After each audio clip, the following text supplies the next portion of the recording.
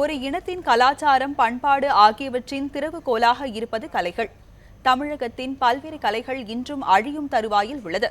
இவற்றை மீட்டெடுக்க யாராவது வரமாட்டார்களா என ஏங்கி தவிக்கின்றனர் கலை ஆர்வலர்கள். இதை பற்றிய ஒரு செய்தி தொகுப்பை பார்க்கலாம். தமிழக அரசின் பாரம்பரிய கலைகள் பட்டியலில் 46 கலைகள் இடம்பெற்றுள்ளன. சினிமா போன்ற நவீன பொழுதுபோக்கு அம்சங்கள் வருவதற்கு முன்பு விவசாயிகளையும் சாமானியர்களையும் மகிழ்விக்க வந்த இந்த கலைகள் அழிந்து போகாமல் காக்க முயற்சிகளை அந்த விவசாயிகளே மேற்கொண்டு வருகின்றனர். தங்களின் வேலை நேரம் போக ஊர் ஊராக சென்று இந்த கலையை வளர்க்கும் பணியை மேற்கொள்வதாக கூறுகிறார் தேவராட்ட கலைஞர் வெள்ளப்பாண்டி. பாரம்பரியமாக இந்த நிகழ்ச்சியை தொன்று நடந்துக்கு வரோம். இது கவர்மெண்ட் நிகழ்ச்சியா இல்லை நம்மளுக்கு சாமி கும்பிடு இதுக்கெல்லாம் நம்ம விடாமல் இந்த நிகழ்ச்சியை நடத்திக்கு வரோங்க. இதை நாங்கள் இப்போ 100 வருஷமாக நாங்கள் இதை 100 வருஷம் எங்களுக்கு தெரியும் 100 வருஷமாக 200 வருஷம் நடத்திக்கு வரோங்க. பாரம்பரியம் நடத்திக்கு வரோம். நாங்கள் இது நாங்கள் பாட்டம் போட்டெல்லாம் பண்ணி இப்போ இருக்கிறதுக்கு இந்த கலையை ரொம்ப அழிஞ்சிக்கிட்டே குறைஞ்சிக்கிட்டே வருது. இதை கவர்மெண்ட் பார்த்து ஏதாவது எங்களுக்கு ஏதாவது ஒரு செய்யணும். மற்ற நேரத்தை எங்களுக்கு இந்த கூலி இதான் நாங்கள் வேலை பார்த்துக்கிருக்கோம். பாரம்பரிய கலைகளை காக்க மத்திய மாநில அரசுகள் உரிய நடவடிக்கை எடுக்க வேண்டும் என கோரிக்கை வைக்கிறார் தமிழக அரசின் கலைமாமணி விருது பெற்ற திரு இளங்கோவன்.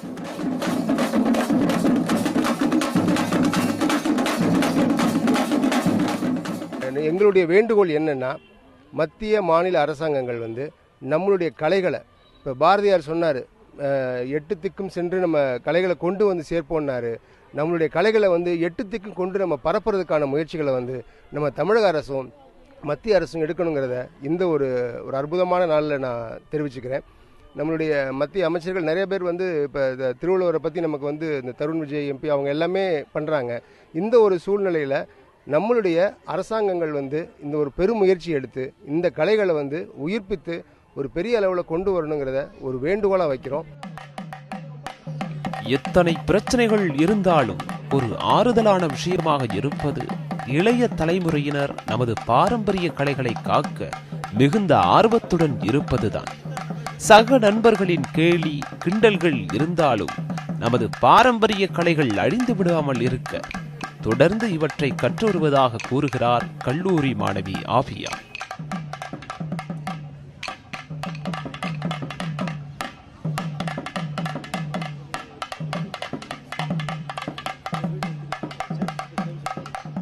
நாங்கள் கரகம் ஆடுறோம், ஒயில் ஆடுறோம் அப்படின்னு சொல்லும் போது எல்லாருமே ஒரு மாதிரி பார்ப்பாங்க எங்களை, கரகமா அப்படிங்கிற மாதிரி.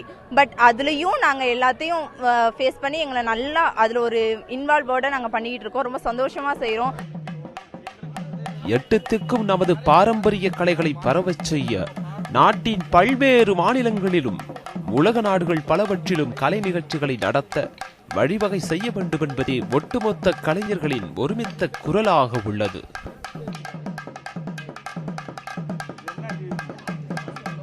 மயிலாட்டம், ஒயிலாட்டம், கரகாட்டம் என்று எத்தனையோ கலைகள் நமது பண்பாடையும் கலாச்சாரத்தையும் தொடர்ந்து பறைசாற்றி வருகின்றன.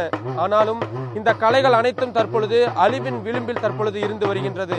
இதனை மீட்பதற்கு மத்திய அரசும் மாநில அரசும் சேர்ந்து உடனடியாக பல்வேறு நடவடிக்கைகளை மேற்கொள்ள வேண்டும் என்பதே இவர்களது மிகப்பெரிய கோரிக்கையாக இருந்து வருகின்றது.